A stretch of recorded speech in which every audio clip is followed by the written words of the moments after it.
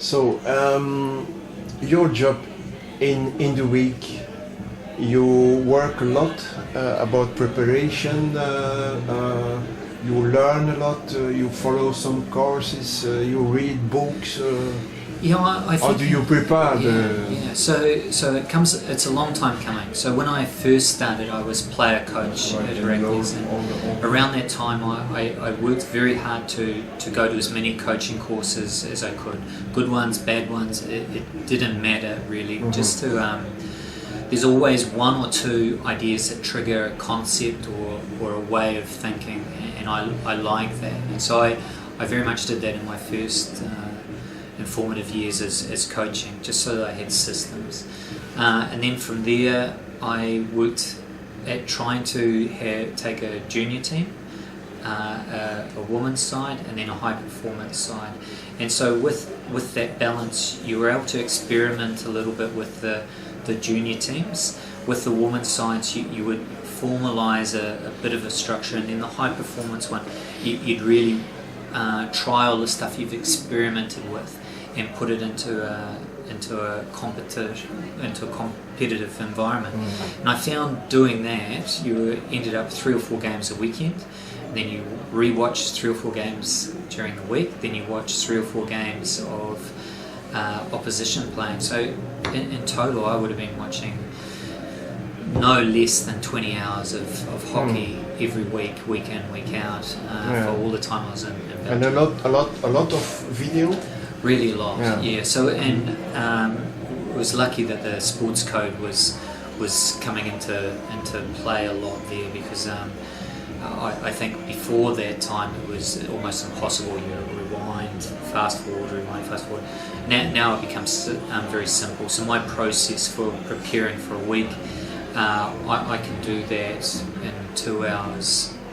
The whole week's planning. So from the practices through to who we play, through to our static moments and our matches and so on. So, but it's taken a long time to get to that. A full-time job. Yeah, it is a full-time job. Yeah. But it's something that you love. So it's never a job. It's not a job. No, it's not a job. Yeah. No.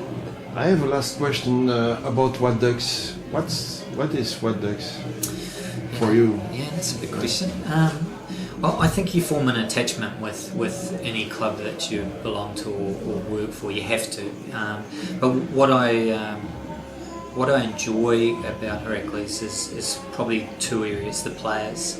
So I think the players themselves create an excellent environment for new players to come into and succeed. I think an example of that this year is Nicolas Van Diest and Max Bertrand have come from an underachieving club really and come in and they've been real success stories. And it's the coach can't take all of the credit for that. The players themselves have to integrate those players. They have to provide them confidence and opportunity, and our guys do that very, very well. So there's always competition and trainings, and that brings out the best of players. And so in a lot of ways we probably train harder than our matches are, which is really great. And we also have some fantastic players playing for us as well. And the second is probably just the ambition and drive of the club. It's a go forward club. I think they are not comfortable at just sitting at having a championship. They're working very hard to get the next one, and I like that. It's something that I need to have and to inspire me to work as hard as the club's working. So yeah, they would be the 2 main reasons. And maybe a questions about a certain personage who is near you on the field. Xavier de Grève, you know him? Oh, I know him very well. Now, look, I've really enjoyed working with Xav. He's when you're in this type of role, often you try and select people to work with you that are opposite, and in some ways we complement each other quite well. So you do see here Kosh on the sideline. I think he's talented, and we very seldom do we have a different idea on the game. Sometimes we get there in a slightly different way, but No, he's a real talent, and I think he completes our coaching staff really well. Do you have different opinion about the team? Sometimes it happened. Well, I think we discuss. I think we do discuss the values of players, and I think if you have more than two eyes evaluating a player, you see a more complete picture. And an example of that is Max Capella. Max Capella last season was a developing player in my mind, and Kosh felt that he had more to give and so on, and so we gave him more and more opportunities, and he's really blossomed, and so that was, that's a player that has really gained from both of us evaluating him. Yeah. Are you looking to the players in reserve or juniors? Yeah, well, we had a player, Roman, who's come out of he's a National 2 player. We got him involved early in the program. He went from strength to strength to strength, and now he's very much part of our unit and getting more and more game time. So he was a real bonus player. Jonathan Leake is a junior player that we've brought in this year. We're ever mindful that you need 2 or 3 players a year to keep your stocks rolling on. I think that in a few years' time there's a fantastic generation coming through.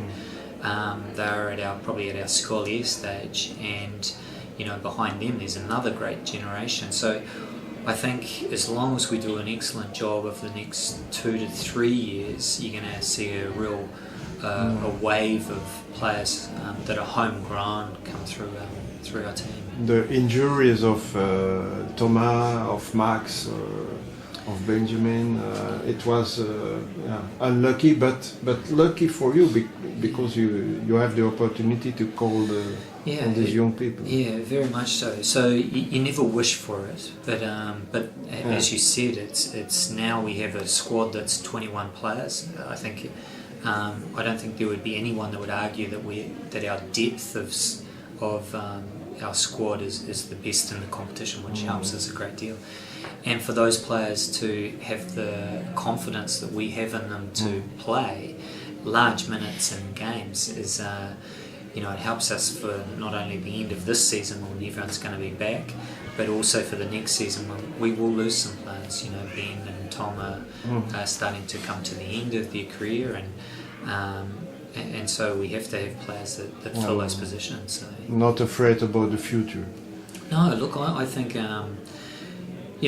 this year's given us a peek into what it is, because Max Lurks hasn't played. He's played 15 minutes in 14 games. And Tom has been injured, and Ben, and so we kind of see the dynamics of the team, and I think we've worked quite hard at making sure that things don't change dramatically if we change personnel. I think that's a strength for longevity of a success of a team. Thank you, Shane. Yeah, no problem.